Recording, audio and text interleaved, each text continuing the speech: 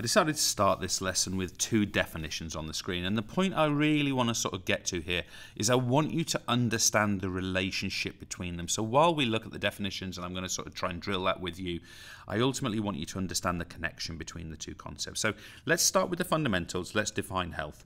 So health is a state of complete mental, notice it's also physical, notice it's also social well-being. So first thing, it is mental health. It is physical health. It is social health or well-being. Okay, so we want to be aware of all three components of this health thing. So you've got the mental, the physical, and the social well-being, and this is crucial. Being healthy is not simply not being poorly, and I want you to just reflect on that. Being healthy is more than just not being ill. And you might be thinking, well, yeah, okay, fine. Reflect on that a second. Look around you. Look at the society around you. Look at the, I don't know, but the people around you. We'll often find as a society, we'll define goodness by not being bad, okay? Now, what we're saying with health is that health is more than not being bad or being ill. It is actually wellness. It is good things. It is being mentally really good, strong, feeling confident. It is physically being in good shape and so on. It is socially feeling connected, okay? So it's more than just not being weak in those areas, if that makes sense. So there's that.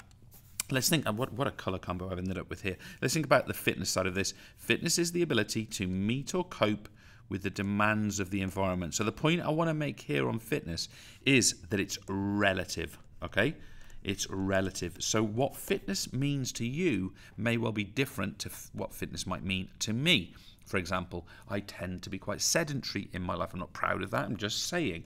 So my fitness actually matches that kind of working lots of hours, being in the office, being at the desk kind of format, right? But if I started all of a sudden to need to do other physical work, I might find that my fitness was not achieve it wouldn't allow me to achieve those things. Whereas if you're 16-year-old or 15-year-old and you're playing lots of your sport and you're competing 4 times a week, of course fitness needs to be a far more sort of power, strength, flexibility based sort of concept. We need to have higher levels. In other words, it's relative, okay?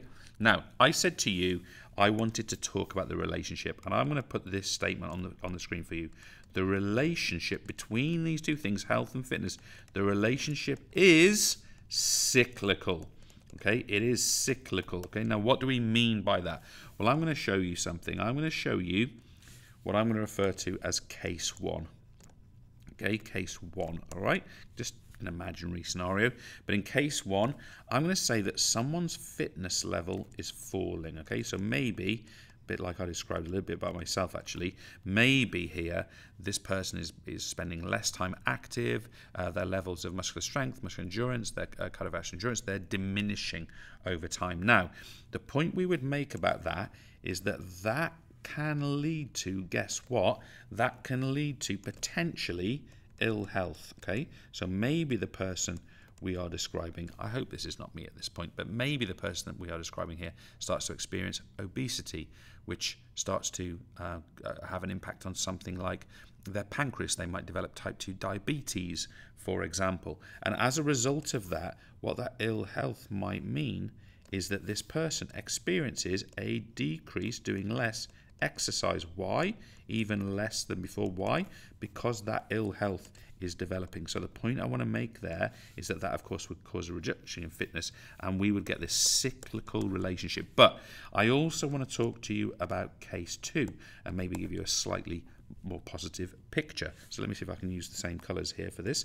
This time I want you to imagine that someone is well, okay? So they have good health. Maybe that health is increasing. They're feeling mentally well and strong. They are feeling that they are perhaps they've got a well-developed social life, which is bringing happiness to them, and so on. That health is going to lead to what? It's going to lead to more exercise. Now I realize my colors are not matching the exact items, but more the positions here.